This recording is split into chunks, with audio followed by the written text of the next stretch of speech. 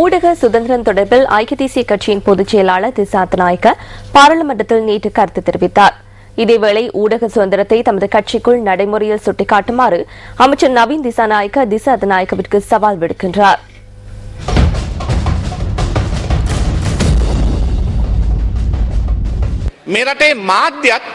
நமது நாட்டின் ஜனநாயகத்தை பலப்படுத்துவது 3 தூண்கள் அல்ல, 4வது தூணாக ஊடகம் செயற்பட வேண்டும்.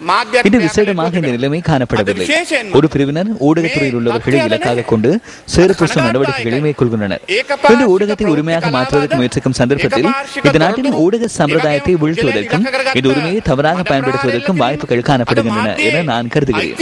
ஊடக சுதந்திரம் தொடர்பான சர்வதேச சுட்டனுக்கு அமைய 179 உலக நாடுகளில் இலங்கை 163வது இடத்தில் உள்ளது. ஊடக சுதந்திரம் மற்றும் ஊடக செயற்பாடுகள் தொடர்பில் நாம் சோமாலியாவை விட சிறிய அளவு முன்னிலையில் உள்ளோம்.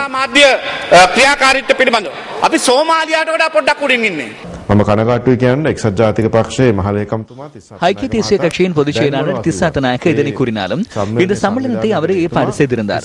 அத்துடன் திசா அத்தநாயக்கவிற்கு நாம் ஒரு விடயத்தை கூறுகிறோம். கண்ணாடி அறைக்குள் இருந்து கொண்டு மற்றவர்களுக்கு கல்லெறியக்கூடாது. அரசாங்கத்திற்கு விரல் நீட்டுவது குற்றமாகும். குறிப்பாக சிரச ஊடகவியலாளர்கள் உள்ளே செல்ல முற்பட்ட போது மிகவும் மோசமான முறையில் அவர்களை சிரமத்துக்குள்ளாக்கினார். அவ்வாறு அவ்விடத்தில் இருந்து வெளியேற்றினார்.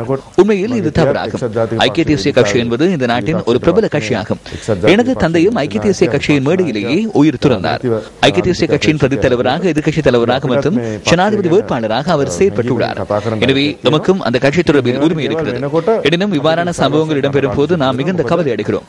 நான் ஹிருதயபூர்வமாக இவற்றை கூறுகிறேன். இதன் மூலம் நமக்கு பிரச்சனைகள் ஏற்படுகின்றன. අපිට ප්‍රශ්නයක් ඇති වෙනවා. තිස්සත්නායකට අමතක වෙලා තියෙනවා. திசா அத்தநாயக்க பாராளுமன்றத்தில் ஊடக சுதந்திரம் தொடர்பில் பேசுகிறார். எனினும் ஐக்கிய தேசிய கட்சியின் சம்மேளனத்துக்கு ஊடகவியலாளர்களை அனுமதிக்கவில்லை. அத்துடன் இந்த கட்சியில் உள்ள பிரபல உறுப்பினர்களுக்கு தடை உத்தரவு பிறப்பித்துள்ளனர். அது மட்டுமன்றி 15 நிமிடங்களில் சுமார் 4000 வாக்குகளை திசா அத்தநாயக்க எண்ணியுள்ளார். தற்போது எதிர்கட்சி தலைவருக்கு பிரச்சனை இல்லை. அதிக தடவைகள் தேர்தலில் தோல்வியடைந்த தலைவராக வரலாற்றில் பதிவானார். எனினும் பல வருடங்களின் பின்னர் அவர் தேர்தல் ஒன்றில் வெற்றி பெற்றுள்ளார். 98 அல்லது 99% ரணில் விக்ரமசிங்க வெற்றி பெற்றுள்ளார்.